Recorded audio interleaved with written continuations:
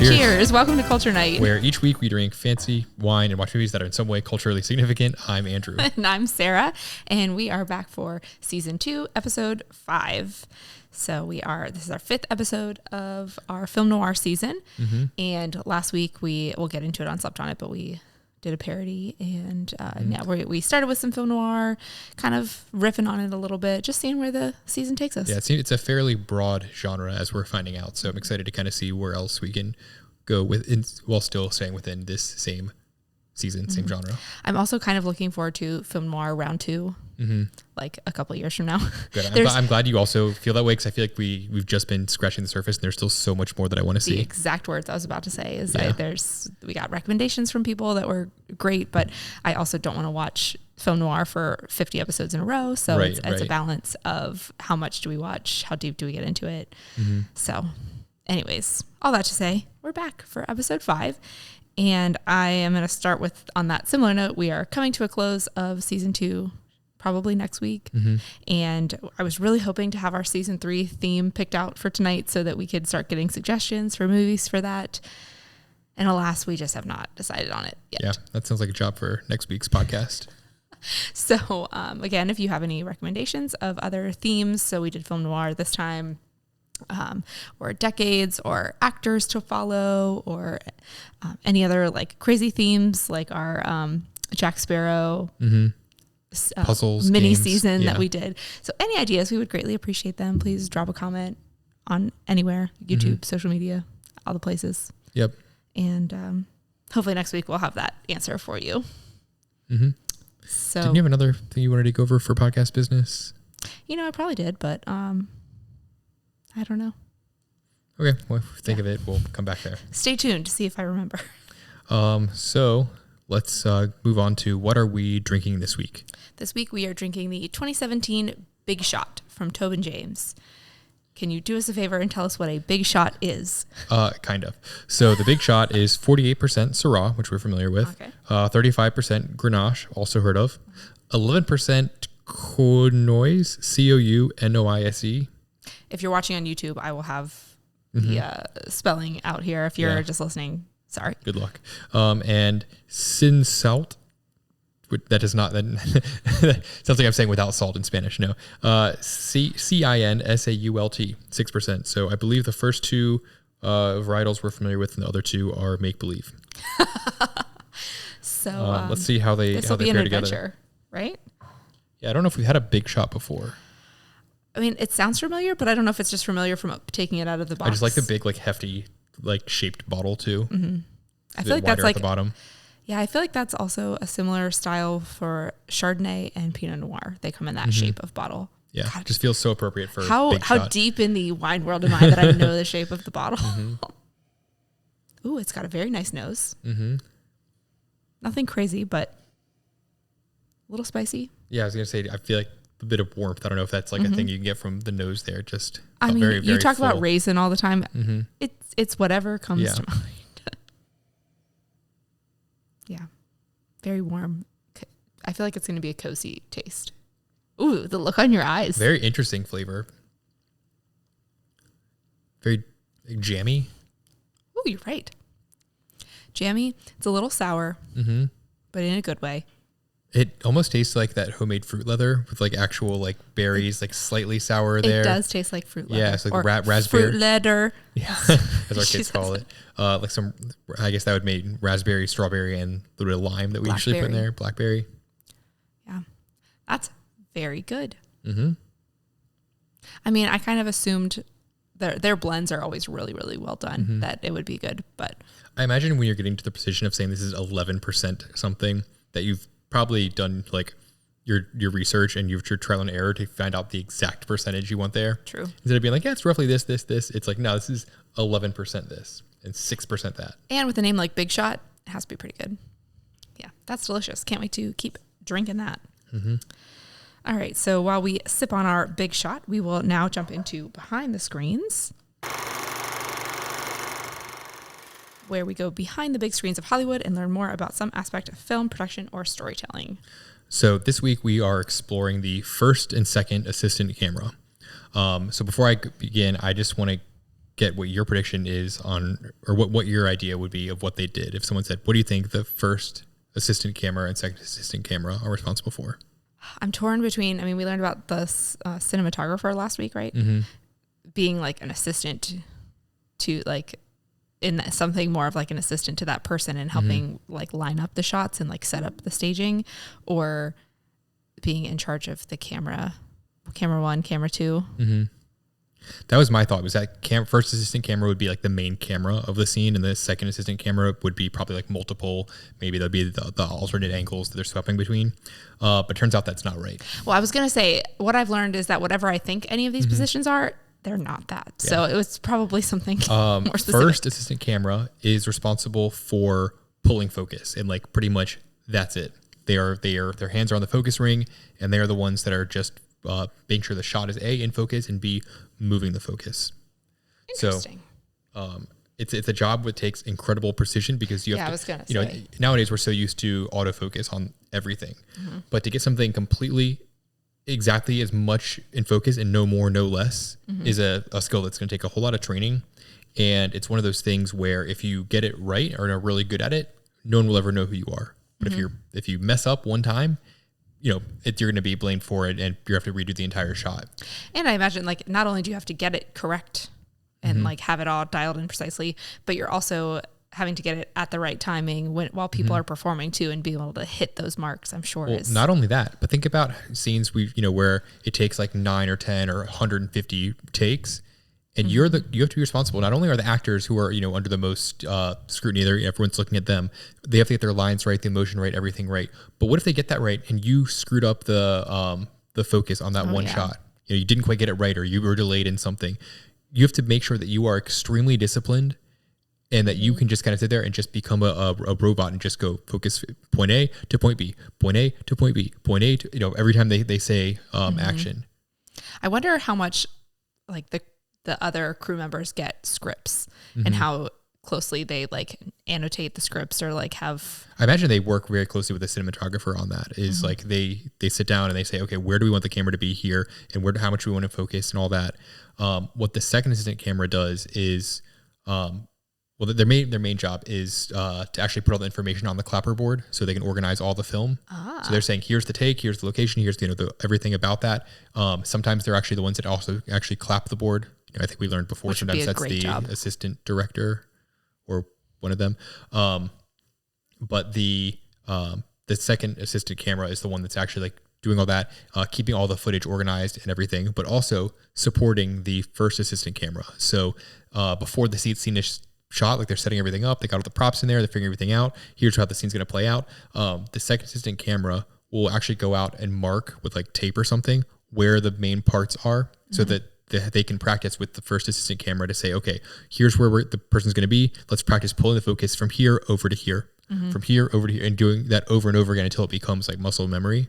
So they have a job to also be like extremely detail oriented as well, and make sure they've got, know where every shot list is, everything about it, and be able to go in out and set that up again if they need to go do like a retake or something.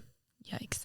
I mean, I always have thought of the tape for like actors, and like, oh, that makes sense. Like you have to get to your mark to do X or say X or whatever. That makes sense.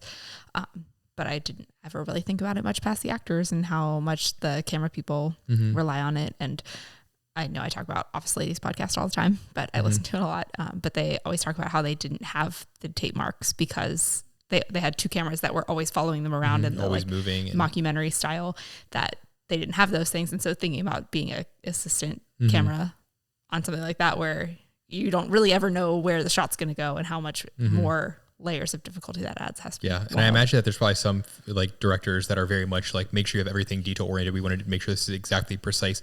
Other directors might be like, oh, we're going to kind of wing it.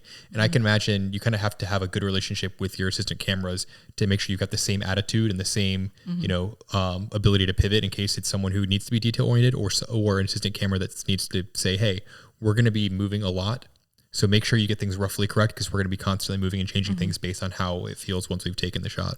Yeah, I feel like it depends on your personality as a artist of, oh, I'm just really good with the flow, or I am super precise in how I do. This is a science for me, not an art. And I don't know, I think there's definitely different types of people that would fit into different variations for of sure. that.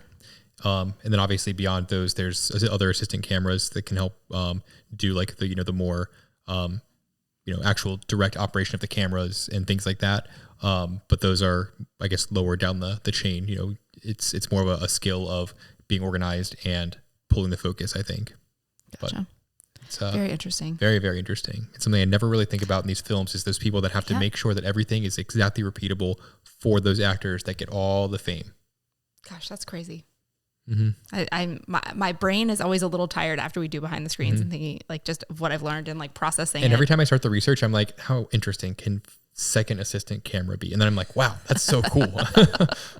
Fascinating. Well, thank you for enlightening us. And now it's time to jump into our Slept On It from last week. Last week we watched Wonder Man from 1945, starring Danny Kaye. And does your rating change after sleeping on it? You rated it a 2.8 and I rated it a 6.1. No, 2.8 is as high as it's going to get for me. I'm really sorry you didn't like it. Like, I get it. I just did not enjoy it. And I wouldn't rewatch it. There's like this slight bit of like, maybe I might drop some of those quotes if like, have you tried Wheaties or something into my everyday conversation? Or I might scream potato salad, but that's about all it's got going for it. See, now I'm like, I really want to go watch this with my mom because we love White Christmas so much. That but you hate all the musical scenes. That's the whole, or not the musical, the like dancing scenes that aren't directly related to the plot. That's part of the tradition of why we love it so much, but I think she would appreciate his comedy. Yeah. But I will also keep my rating the same. I enjoyed it. I just felt kind of happy and excited about this movie all week. So yeah, I just didn't feel like it really felt like as much of a noir film as I was hoping for. Yes, it was not a noir film. Yeah, that's for sure. But I liked the movie. According to us, at least, it is a noir film. According to other people. And so, kind of on that note, for our shallow deep dives for this week, I did a little bit of a look into film noir parodies, and obviously parodies come about because something is popular, and the style of film noir in Hollywood was just all the rage, and the movie studios were like, how do we make more money? We do a different spin on these style of movies that are popular. So they took a lot of the visuals and the like the crime parts of it, and then they put a different spin on them. So some of them were just like this one was a musical style, because I think the musicals were a lot more popular back in the 40s and 50s than they are now, or they were just like a general parody of laughing at all the different parts that make a film noir. And that's about as much research as I did on the parodies, but there is those musicals. I'm thinking like, we just talked about all the various people that have to be involved in a scene. Nowadays, all the music is done in post, but like having to do the music so that these dancers can do it, and that you didn't have, such an easy ability to fix a lot of this in post and redo it and get these things aligned, must have been exponentially harder. And how elaborate, especially in this and in White Christmas. Obviously, we're not talking about White Christmas, but they're similar styles. Just like the number of dancers and the costumes and the scenery and just like all of that. There's a lot that goes into that. No doubt impressive. Still didn't like it. Yeah, I mean, I was not a fan of the musicals. They were too long and unrelated to the plot of the story. But anyways, and then some of the other things that I looked into is that we were talking last week about whether or not this was shot in black and white or shot in color, and it was shot in Technicolor. So I was just starting to graze the surface of looking into Technicolor, but he already had a behind the screens for this week, so I will be looking into that a little bit more to explain the process. So stay tuned next week for more on actually what Technicolor is and how it works. I'm very intrigued about that. I was like, I'll just start skimming the Wikipedia page, and then I was like scrolling, and I was like, where this is for next week, I don't have time. Yeah, I feel like there's got to be probably also some like YouTube like documentaries about all that. Like going from black and white to color and Technicolor and all that sort of stuff. So very intrigued. Yeah, so we will look more into that for next week. And then just some other fun facts on the movie. Last week, I just have to say this because when I was watching the movie back, or the podcast back and editing it, I couldn't remember what Danny Kaye and Vera Ellen's characters' name were in White Christmas, and I was really kicking myself. And their names are Phil Davis and Judy. Oh God, I didn't look up her last name. Judy Haynes. They're the Haynes sisters. Sorry, I knew it would come to me. I was like, they're the sisters. So Phil and Judy, and then Bob and Betty were Bing Crosby and Rosemary Clooney. But I am a little embarrassed that I couldn't remember that last week. I'm proud of you. So I did come up with that for this. It came to me eventually.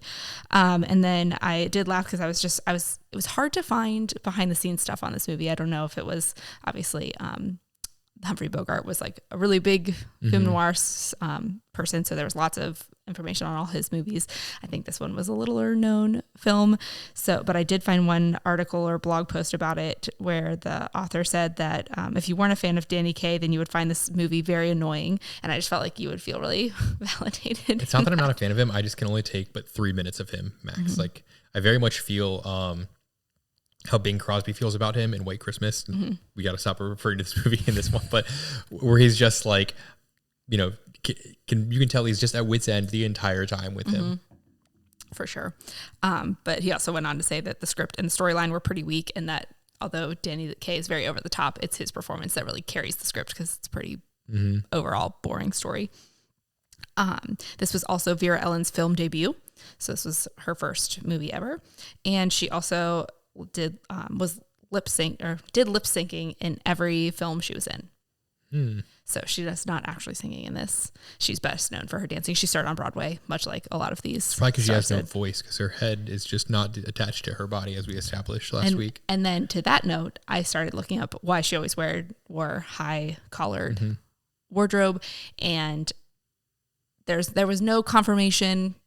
The rumor is that she had like premature aging in her skin due to having an eating disorder because she was so thin. Although some of her family members have been on record as saying that that's not true. I don't know. I think I researched this a while back, and like they said, some people just said like that was her style and her trademark. Other people said that it was an eating disorder. We'll never know. Yep, we'll never know. She died of ovarian cancer at 61. So it was nothing related to that. But so maybe she had her head connected. Maybe she didn't. I don't know. We'll never know. And then my last note is that we talked a lot and raved a lot about the special effects in this movie and how well they were done for being made a really long time ago. And they actually won an Academy Award for Best Special Effects at the 17th Academy Awards in 1945. So they were recognized 100%. They deserved it. And good on you, special effects team. Yeah. Because I don't even know how you would begin to do those effects. Probably a lot of mirrors and just splicing of film. So, yeah. So those were some fun facts on Wonder Man. Hopefully this week's movie will have a little bit more fun behind the scenes information for it. So with that, let's go ahead and turn the page. And what are we watching tonight? Tonight we are watching Who Framed Roger Rabbit from 1988. It is rated PG, which I believe is actually appropriate for its time, given that it was in the 80s and not like, 1970 or 1960s, like rating something like that. So we'll see how that goes. But let's go ahead and hop in the time machine back to 1988. So the top 3 movies released that year were Who Framed Roger Rabbit, grossing $151 million. Coming to America, grossing 120, is that 28, 26 million? 128. And Good Morning Vietnam, grossing $121 million. I have seen Who Framed Roger Rabbit before, not to spoil our next question, but I have not seen the other two, but I'm very familiar with them, or I've definitely have heard of them, and I would love to see both Coming to America and Good Morning Vietnam soon. I have heard of all of them. I have not seen a single one. Also, spoiler alert. We'll talk about it again in a second, though. The top 3 songs released that year were Faith by George Michael, Need You Tonight by INXS, and Got My Mind Set on You by George Harrison. Do you think it's supposed to be pronounced in excess? Probably. Yeah. We probably sound like a bunch of millennials or a bunch of Gen Zers. We're getting a lot of eye rolls from people. We should probably also start looking these up before. Yeah. Google how to, how to pronounce these things. Yeah. Have you seen Who Framed Roger Rabbit before? So as I've already said, no, I have not seen it. But I feel like I need to say because, back in the early 90s, we had our bookshelf of VHS tapes and we owned this VHS. And I just always remember seeing the side of it, the spine, like a book, but it's not, I don't know if it's the spine of VHS. Anyways. And always wondering, I wonder what this is about. And I feel like Roger Rabbit is in like Disney parks to some extent. Maybe. Because it's made by Disney. So I remember seeing Roger Rabbit there and I don't really know anything about it, but I know of it and I can picture the cover of this VHS. So I'm very excited that after probably my whole life to finally see this movie. I remember bits and pieces of this movie. I have not seen it, I don't think, since I was very young. I remember one of my brother's friends owned it, and we would rent or would borrow it from him and watch it. And I wanted to watch it all the time. But I think that there's like a scene either in the beginning or the end or something that was really scary for me. And I remember like not wanting to watch that part, but like fast forwarding through it or watching the rest of it. I'm really looking forward to having you watch this and see if you figure out what that is. If I have nightmares tonight, it's your fault. But I'm excited to see this because I just remember loving this as a kid and always like begging if we could borrow it from our friend. Gosh, back in the good old days where I know it strictly from the VHS cover and you had to borrow it from a friend. You couldn't just like pull it up on your TV. Yeah. Times have changed, man. Better than going to Blockbuster and renting it, I guess, getting to actually just get it for free. For what I know about this movie, like I said, just bits and pieces of, I couldn't even begin to come up with like a coherent idea of like what I remember from it. Just it is like a live action animation crossover, right? Yeah. Is it black? Like, is the live action black and white and the animation color? I'm almost wondering if like the people are black and white and the cartoons are color or something like that effect. I mean, from what I know of it, which is not much, that's what I think.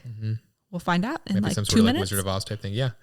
But other than that, it's a film noir parody, which is why we chose it. Or neo-noir film parody. Yeah, I don't know if I don't know when neo-noir starts, but we'll get a good title for next week of what how we actually define this, but it fits in the category to some extent. But yeah, I'm excited to go ahead and hop in and start watching it. I know. 30 years of my life just like waiting to see this. Can't wait for Let's go. Who Framed Roger Rabbit?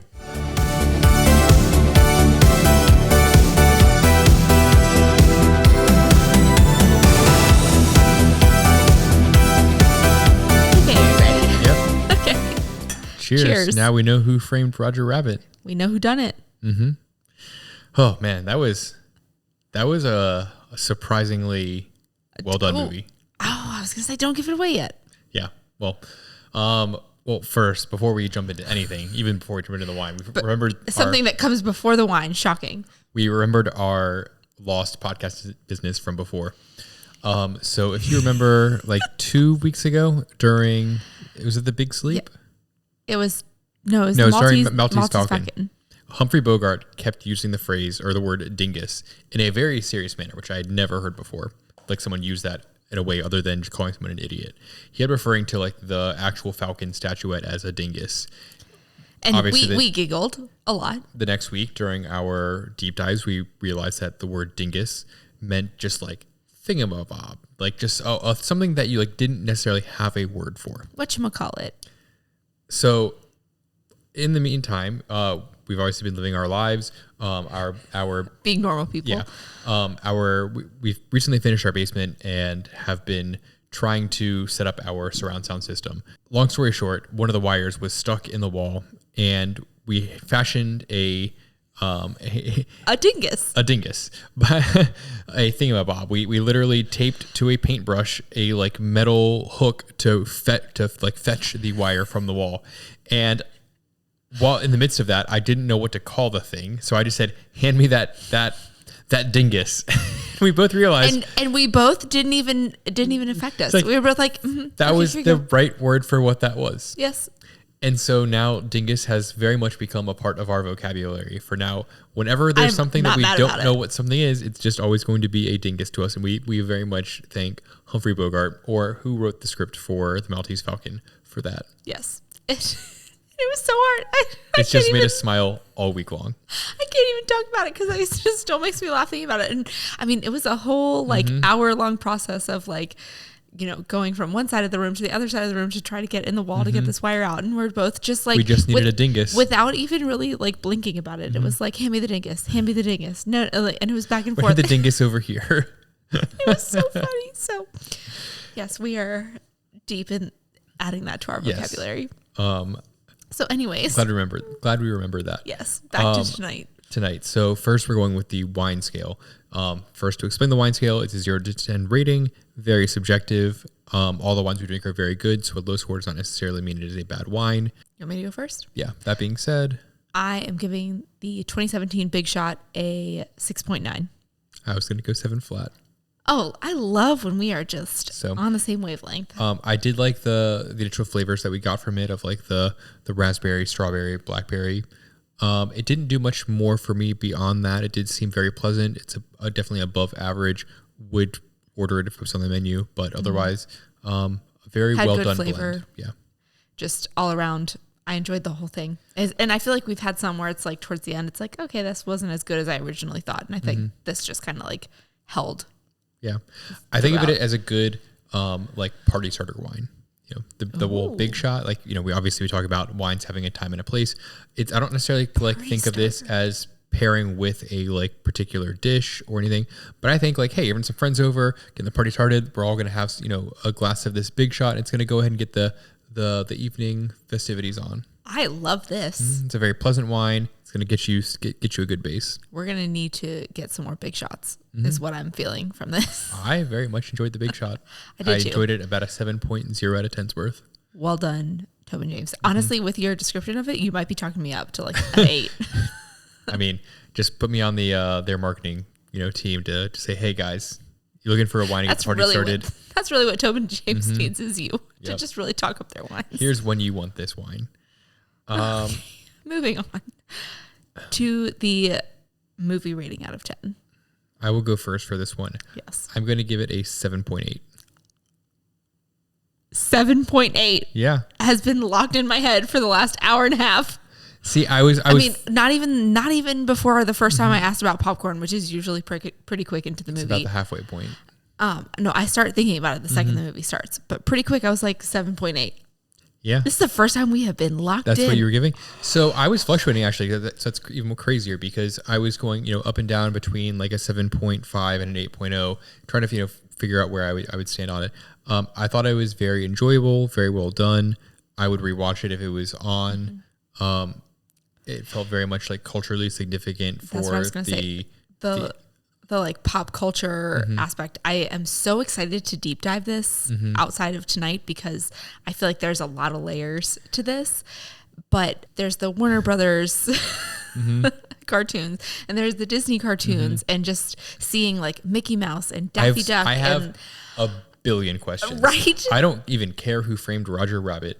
I want to know how this movie got made. Right? Because so many. We'll get to that in just a second. Yeah. Like I don't want to give too much away yet, but I thought it was very good, and this was more. I was hoping to find like an actual serious like representation of this kind of style of movie in the first couple of movies we watched. Maybe we'll find one when we revisit the film noir movies, but this is also more what I was looking for when we watched the first parody last week. I was hoping that it was going to be much more of a following this very much like whodunit. Yeah, and just kind of like not caricature is the right word, but very much like a here's what the film noir thing is. Here's how the you know the plots play out and all that. Oh, I have so much to say. Yeah. I have so many thoughts. So we'll just move on and you give us a movie description. So I don't even know where to start. A tune is framed for the murder of a like the head movie maker for the movies and tunes, whatever conglomerate, and I'm sorry. A whole bunch of private detective work goes into finding who actually framed him for this and why. And it turns out that it was because of a big scheme to create freeways and basically modernize LA. Capitalism, for sure. Is what it all boils down to. And ended up being very funny when they revealed it from. Yes. That's a good basic summary despite all of my chaos over here. I'm really sorry. This felt very much like the Big Sleep, where there was just so much going on where I'm like, I was able to follow this for the most part, but I still felt like there were so many plot lines where I'm like, or not plot lines, but like so many minor details where I'm like, I need to watch this another 3 or 4 more times to really understand every word I heard. That was also my thought too, was like, even 15 minutes into it, I was like, okay, I want to watch this again. I'm very ready to understand more about this. Okay, going on to the actual description. According to the TV, it says Toon star Roger is worried that his wife Jessica is playing patty cake with someone else. Can't believe that's in there.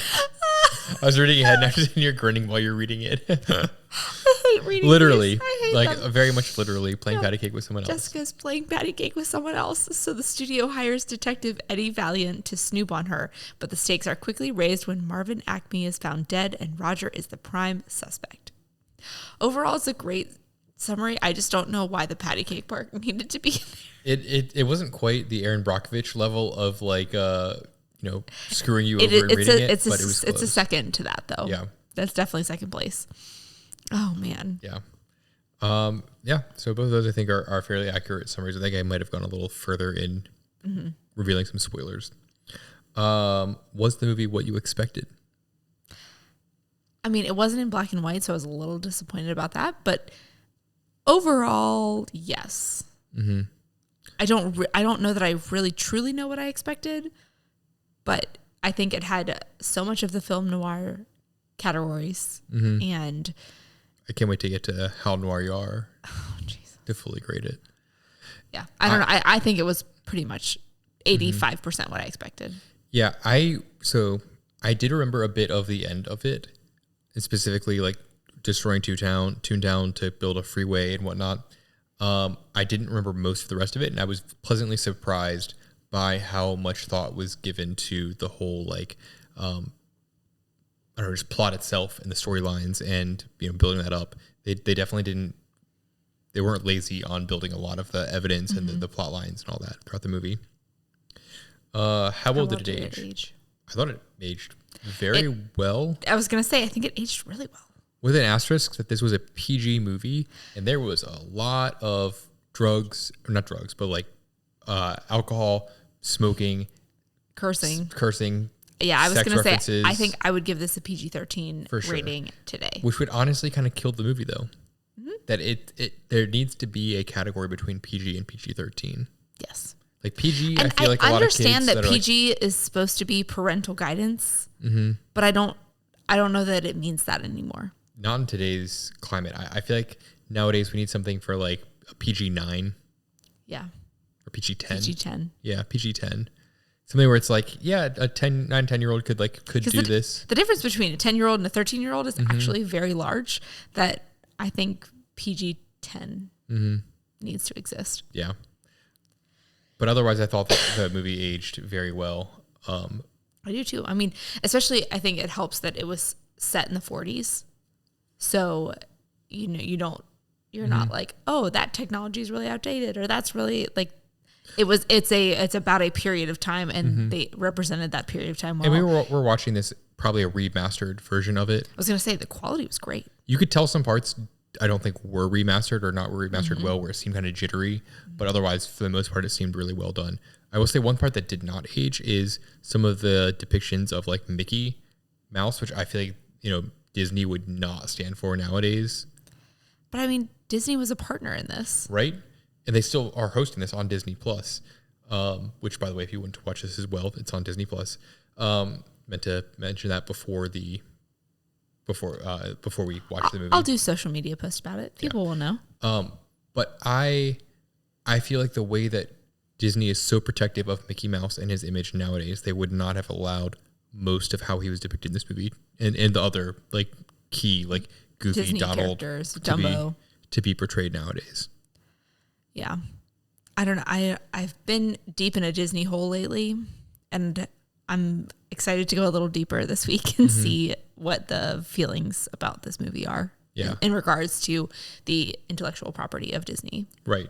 And that kind of goes into the could it be made today? And I don't think it could be made today because of the whole intellectual property, and because I believe that like Looney Tunes and that whole universe is owned by Warner Brothers because it's on like Max nowadays, the Looney Tunes stuff, that I don't know if there would be a collaboration of joining those universes together for a movie today.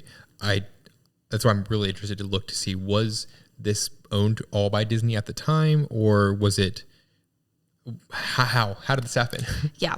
Because I started to, graze the Wikipedia page and seeing the Warner Brothers and the Disney collaboration, and really just like sitting in that and thinking about that in today's time. Like you said, I don't know that would really happen, but I also, the whole time I was like, I want a remake of this because I think it was done very well in the 80s, but I think it could be really cool now. And I don't know that it necessarily needs to be the like film noir genre, but some kind of like, I wouldn't change a thing though. I'm not saying like a remake of Roger Rabbit, but some kind of like Toontown human crossover. I think there is another cool story there. Yeah. I don't know what it is. I'm not a writer, but I think there could be something there that would be really cool. Something to explore. Turn Blue's Clues into a film noir. They've got the human. No, you got the cartoon. You've got a mystery they're solving. Not Nickelodeon. I'm talking Disney. We need to add something new to this whole thing. I'm thinking of Blue's Clues noir. Oh no! Don't even. Clues. Don't even go there. Don't even go there. A Grayscale's Clues. Okay.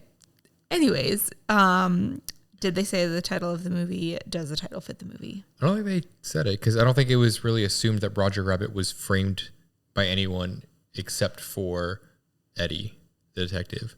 Everyone else, I think, was pretty sure that he was the one that did it. And if anything, it was like, I don't know who framed him, or like, it was not who framed Roger Rabbit. It was more alluded to than actually stated. If we're looking for a better title, though, I think that giving away that Roger was framed was a bit of a spoiler in the title. That, I mean, this is based on a book, so I don't know if the book differs any from this. That may be something about like, something about Toontown mystery or something like that. I don't know. Toontown mystery. You heard it here first. I don't know. There's something along those lines. There's something there. I don't know the title. I might have changed it, but I think that the title did very much fit the movie. Yes, it definitely does fit. I don't know how you would stray from that. Yeah, it's pretty great. I can't think of off the top of my head any better title, obviously. Were there any actors that went on to do bigger things? Where do the clicker? Things? Yeah, Christopher Lloyd obviously went on to do. I guess before this was but like Back to the Future and those movies, and just overall and a million different things. Bob Hoskins also in a whole lot of different things, notably also in the original Super Mario Brothers movie. You can tell what's really big in our house right now. Yeah, daughter's Mario. very much into the Mario movies. Otherwise, most of it was like the actors that played the voices of some of these characters, like Betty Boop's character, her voice actress, was the original Betty Boop voice actress, and also played Aunt Bethany in Christmas Vacation, which is just amazing because once you hear it, you just know that's Aunt Bethany talking as Betty Boop. It wasn't. I will say it wasn't as much big names as I was expecting. Having zero knowledge of this movie besides the title and the VHS box cover. I was expecting a lot more people that I would recognize than what I truly did. Yeah. But those, I think, were the main ones that went on to do other big things, other big name actors in the movies. What impact do you think this movie had on pop culture? I mean, I think it was a pop culture phenomenon at the time. I think it was a big deal. And that's what I think I'm most excited to look into more is like, I'm trying to imagine like our parents who were not in the like Disney animation era, but grew up in that to a certain extent, and being like in their 30s and 40s when this came out and being like, yeah, I'm going to go see this. Or like, I don't know. I feel like it would have been relatively entertaining for, parents as well, especially that like knew of all those characters. That I think it was culturally relevant in that fact that like so many cartoon characters that everyone knew was in it, but also it very much fit, in my mind at least, like what I was looking for in a film noir movie of like the detective, solving a crime, Dangerous Bay, whatever that we have in this, all these various things in there that I very much see this fitting in the both film noir part of the culturally significant and also the just you've got all these pop culture characters in these that 100%. Yeah. I just feel like I need to read 1,000 things. A bunch of people's opinions, a bunch of like Wikipedia pages. I don't know. There's so many deep dives that I feel like I need for after watching this. Yes. And feeling cultured after watching it, I would say yes. Yes, 100%. Finally having seen it. So now are you ready? Yes. So now it's time for How Noir You Are. Okay. You guys remember all the criteria on YouTube? It's shown up here. Yes. And if you don't remember and you're listening, I will read them off. So was it made in the classic noir period of 1940 to 1958? No. It was set in that time, but not made. Black and white? No. Honestly, disappointed. I really thought there was more black and white in this. I did too. Yeah. I'm disappointed. Memory lies to us. Short and square being under 100 minutes and square aspect ratio. No. Ratio. Oh my gosh, I'm sorry. So far we're batting a 0. Yeah, we're at 0. Made and set in the U.S. Yes. 1. Crime, murder, guns. Yes. Double crosses, flashbacks, voiceovers. Double crosses? There was a thought that Jessica Rabbit was double crossing. We'll give it a half. Yeah, we'll give it a half. So 2.5. Maiden. Oh no, can't read. Dangerous Babes. I'm gonna say Jessica Rabbit was a fairly dangerous. I think she was a dangerous babe. I was considering her one, so 3.5. Riding the rails. Yes, the trolley. The trolley that was on a rail. Honestly, like a bigger part of it than you really thought it was because of the whole cloverleaf and buying. See, I remembered that part at the very end where I was like, he's definitely keeps referencing the public transit and why do they need a car and all that. So we're at 4.5? 4.5, yes. From dusk till dawn. No, I don't think of this as much as the other ones have been so far. And they did talk about like he needs to have this done by like by midnight, whatever. So we'll say maybe this was a lot of this was taking place at night. Do we give it another half? We'll give it a half. We're at a 5. And ends on a sour note. I think it all wraps up nicely. Yeah. So a 5 out of 10. I will say I think Wonder Man was only 4 or 4.5. So I think this one beats that. All right. It's 5 out of 10. More noir yar. Roger Rabbit, that's how noir yar. I'm really glad this is Sorry if I flipped there. I got really excited. Really morphed into this whole thing. It's so great. So, I mean, although it only got 5 out of 10 the whole time I was watching it, I was like, yes, this is what we've been looking for. Yeah. Even almost a little bit more than the actual film noir movies we've watched. I feel like this hit a lot of far more a film noir type movie than Wonder Man. Yes, not Wonder Boy, Wonder Man. I don't know why you're the one that even found the movie. I don't know why you can't remember the name of it.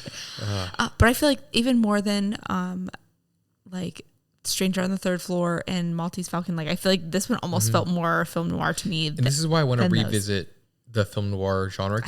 I just feel like they were finding their stride in the first like 2 or 3 movies we watched. And then we started going more modern, which I think makes sense for what we're trying to do. But I think there's still more in that period. There's got to be something that I can look at and be like, oh, yes, this is what is being parodied or referenced, or here's the source material for that. Or did it just come out of nowhere? Like, I need to know this. I know. And I want to know too. And we will get there. In another 10 seasons. Yes. Sorry. Stick around if you want. Yeah. More film noir. Maybe if you're from the future and you're coming back to watch our first iteration of film noir. If you're listening to this 5 to 10 years from now, oh my God, I can't imagine doing this for that long.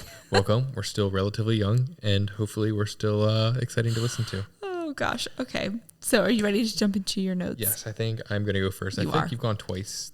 I know I went first last week. I'm not certain about the week before, but it's your turn. I don't have that many this week. The first one is that I thought it was pretty intense in the beginning. That there's immediately like he's pulling whiskey straight from a Wild Turkey bottle right at the very beginning, and I'm like, that's pretty intense for what I consider a kids movie, cartoons, PG rated. Also, product placement, yeah, like that, and they referenced Jack Daniels, and there was Budweiser bottles, I think. Yeah, a lot of product placement by alcohol companies, which I think Disney would put their foot down nowadays. Definitely. It just felt very, very intense there. Plus, then obviously all the references to smoking and all the sex references. Bumming cigarettes from 6-year-olds who were like sneaking their way onto this train. Are you kidding me? Just a different time period. That's the whole, like, could it be made today? But it was, I think, referencing more the time period. I don't know. Yeah. I had a note also bumping the cigs from kids. I thought it was cool how the club where Eddie went to go see Jessica Rabbit perform was in like some like cool like speakeasy. It just kind of seemed like, obviously this is all post-prohibition, even where it's being portrayed, but it seemed kind of like a cool like nightclub type style there.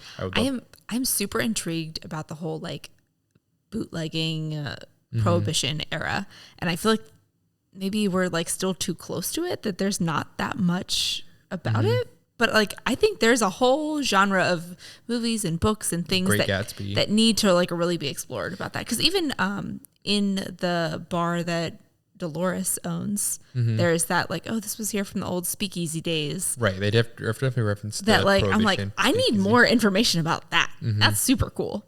Definitely.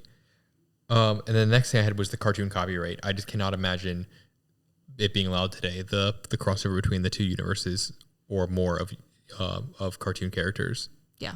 Just kind of caught me off guard, and I just couldn't get over the whole movie. I mean, I knew there was a Disney tie to this because I knew it was on Disney Plus. I'm also pretty sure I have a picture with either Roger Rabbit or with that car in Hollywood Studios at the time, MGM Studios, when I went the first time, that I will share if I can find it. That I knew it had like big Disney ties. That when it started off with like almost a real Warner Brothers feel, and then there was the Daffy Duck and Donald Duck on stage at the same time. My brain was like, I don't understand this. Maybe that's how, because you're right, Hollywood Studios used to be MGM. Maybe MGM owned the rights to all these other, and that's how this, and then since have split or been spun off. Yeah, I don't know, because like I don't know if you shopped at Regency as a kid. There was the WB store, the Warner Brothers store, and they had all the Looney Tunes, and they had like that really cool place you could play in. You know what I'm talking about? That like but there was also the Disney store, a couple stores down. So like they were very separate to me in my head. That I don't know. Yeah, there's definitely something to unpack there. Next, I had The Wearing of All Black by Judge Doom. And I was like, oh my God, can you imagine just like walking around wearing all black? Like you clearly are the villain. And then I thought for a second, Andrew, what are you wearing right now? And I looked down and I was like, hey, black socks, black pants, black watch, all black everything. And I'm like, well, maybe it's not so obvious. I mean, it's one of those hindsight things where I really think it's the black trench coat, the black leather pleather trench coat that really does it in. But I'm all here for the all black everything. Yeah. I know I'm wearing white today, but like I really like, if I really had my way, I would be wearing black on black always. I just felt very, very, very hypocritical, like judging him for wearing all black when I then thought for half a second, I guess I shouldn't be throwing rocks in this glass house. I thought that if this was remade today by chance, I think John Mulaney would have to play at least one or more of the characters. Like if he could be Roger Rabbit, he could be like more of them. I think John Mulaney just has that comedic timing and that accent for playing that style and time period and accent. I think he could also be Valiant too, the detective. It would be either one. If you had him be Valiant or if you had him be Roger Rabbit, he could do really well, and it'd be two different styles of. Yeah. But I think he could, I mean, honestly, any character, I think he could really play. But I saw him as soon as you said John Mulaney, I was like picturing him as the private detective with the hat and the trench coat and having his name on the office and, you know, all that. Yeah. I can hear that voice. 100%. I just feel like he was made to play something in this time period. I also think it's like a little bit of the New York northern accent too that plays. But this was in LA. Wait, this was in LA. Yeah. A lot of the other ones are New York based. There was a lot of, I don't know if this was showing like what the times were like or what they were trying to do, but there was so much like litter and just trash and just stuff in all these scenes. Even in his apartment, there was just all these in Eddie's apartment, all these filing cabinets with just stuff everywhere. When they were in Toontown and running down that alley, there was just like trash and debris flying everywhere. I don't really know what they were going for there. If that's like, if LA was just known to be like really dirty then. I mean, it's also pre-computers and phones where so much paper and files are now digital that and there wasn't much of a push for like reducing pollution and everything, maybe. Yeah. And the last note I had was the complexity of this whole movie, and the whole plot line reminded me of like The Big Sleep and those style movies where you had to really, really be paying attention to find all the connections. And I'm glad that I did kind of know some of the ending, like plot line of like who actually framed Roger Rabbit and why, so that I could pick up on some of these in a second watch 30 years later. So yeah, I really feel like I do need to watch it again soon-ish, because I was so focused less on the actual plot and more on the like, there's Dumbo. Oh, look, there's Acme this, or look at the props they have here. I was so like interested in the background stuff that I had a really hard time focusing on the actual plot line of the story. again, I think it's because I've been in a little bit of a Disney rabbit hole, honestly, since our Pirates of the Caribbean episode season 1 episode, whatever, linked wherever, because it's just like Disney always fascinates me, and I start to find myself in these rabbit holes, and then I get out of them, and then I get back in them again, and it just sucks me in. It's just I feel like in all another so couple of interesting. years, there's going to be like college history majors where they like specialize just in Disney history. There's just so much there. I mean, I love Disney. I find it very fascinating and super interesting, but there are some people who are deep in Disney, and like, good for you. You know a lot of stuff, and I'm learning a lot from you. But I mean, how much also are they like not aware of, or not allowed to be aware of, or not allowed to talk about, even if they are aware of? There's so much there, and it's like a whole like country history worth of like espionage. I feel like with Disney, there's just so much. I don't know. I don't claim to know. All right, are you done? Ready for me? Those are all my notes. All right. So my first note is from the first note of the first song. The soundtrack to me was like, okay, this is a film noir. It had more of that like suspense, or I don't even remember what it was. It was like a jazzy vibe to it. Yeah, it was a little more like bluesy jazz. I don't know, but from the first note, I was like, okay, this is kind of a little bit more like what I was expecting from a lot of these other movies. But then I was confused because it was a cartoon, and I was trying to follow where I got sucked out of that. Like, oh, this soundtrack is really setting me up for what I'm about to watch. And then we were watching a cartoon, and I was a little for the first like 4 minutes. It's very weird. Yeah, I was like, are you sure? Makes total sense, but honestly, I was like, are you sure you clicked on the right thing? Because I was on a short related to it. Yeah, I wasn't sure, but the soundtrack to start with really helped to set me up for what I was expecting from film noir. I also, even in that first cartoon sequence, it was every stereotype of a cartoon that I feel like I've ever seen. The just like all the pranks and the getting like the heat and catching on fire and things being like bigger than they are, larger than they are, seeing stars or whatever. I can't even remember, because that was there ended up being a lot more stereotypes throughout the whole movie than just in that first couple minutes. But it was watching it was like, okay, this is every stereotype of a cartoon I've ever seen. But I think seeing that and then watching the whole movie and knowing that this was a film noir parody, I think it was also like a cartoon parody too, because it was like, okay, everything that is supposed to be in a cartoon, we're going to just throw into this, especially the also a parody, I think, of cartoons, in that the baby that was in that opening sequence turns out to be like a guy with like a really deep like smoker's voice and smoking cigars. Yeah. Yeah. And just like loving all the like the Acme building that they go into.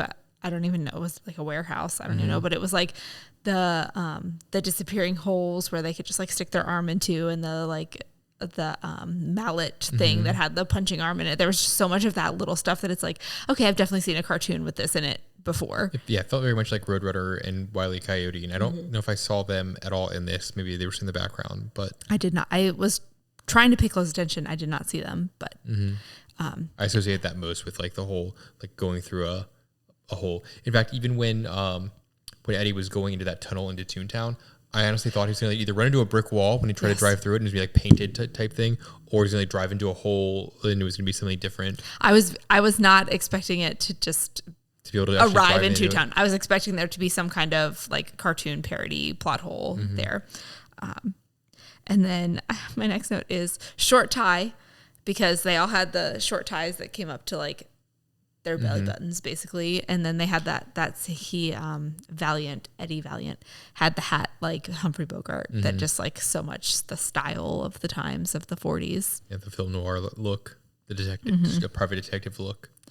And then my next note is the tumbleweed in the alley. Did you notice that when it was pretty early on in the movie, Valiant was going from somewhere to another. He's in this alley and they're in LA, like downtown LA, and there is just this tumbleweed, and I was like, oh my gosh, it's just like that's what killed me, was like the attention to detail. And again, those things you associate with cartoons. I didn't follow the plot too well, because I was so like, oh look, there's tumbleweed there, or oh look, they're doing this, or the Acme brand is everywhere, and just so much of that stuff that I associate. I gotta know like more about Acme too. Like I need to deep dive that, because I associate that so much with like Looney Tunes, and I just need to know, where did that come from? Why was that so? And I noticed it right away in that first short of cartoon. It was like, oh, the soap says Acme on it. Oh wait, the vacuum says it on there too. And then I was like, I need to know the backstory of this and where all this ties in. And then it was like everywhere.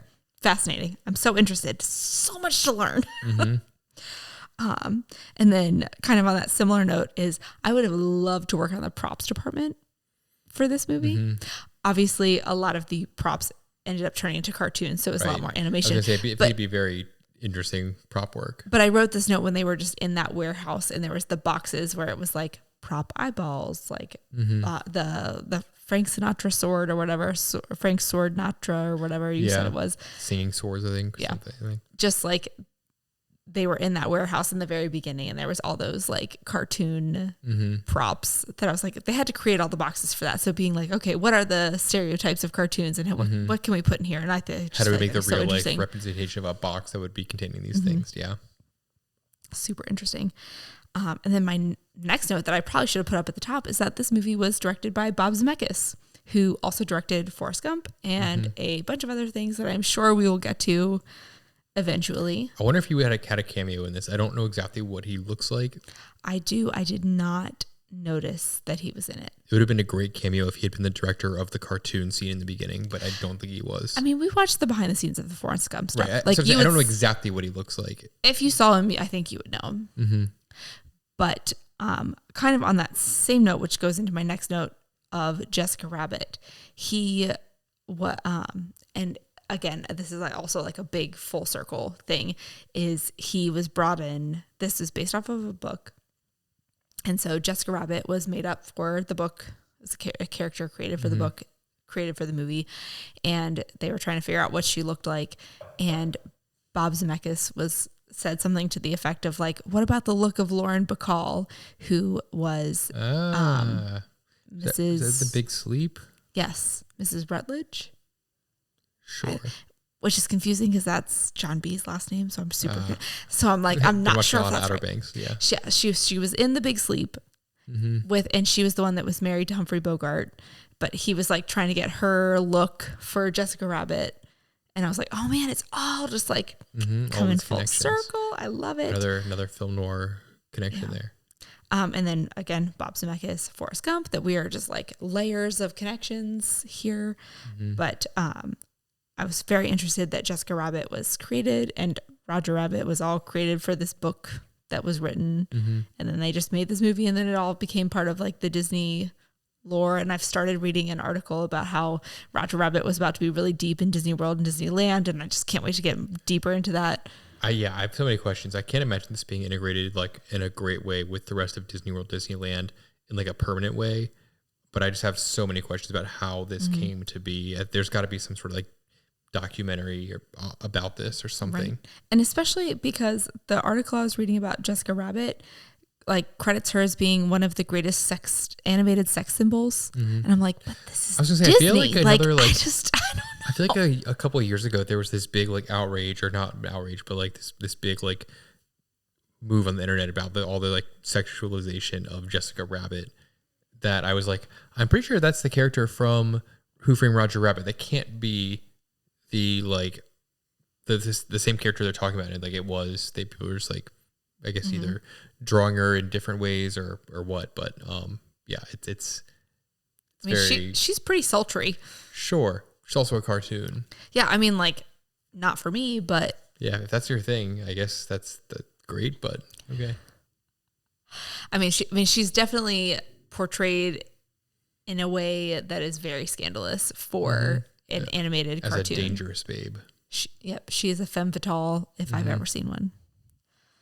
So that actually wraps up my notes, but I just like, I don't even know what I'm going to come with next week for deep dives, but I'm going to be reading and listening to a lot of things. Yeah. Hopefully we have a lot of interesting tidbits next week. So please tune in next week and like, subscribe, rate on all the platforms. And again, if you have any suggestions for our next season, we would love to have them, whether it's a genre, a actor, a type, any sort of like a pattern. Puzzle. Yeah. Anything, we are all ears for it. If not, we'll select one, obviously, and come up with something. But we would love to have any sort of suggestions. We're looking to do a little bit of a hard pivot from the film noir and maybe something a little bit more recent. I don't know what that looks like. But whatever people want to hear us review, we're here for it.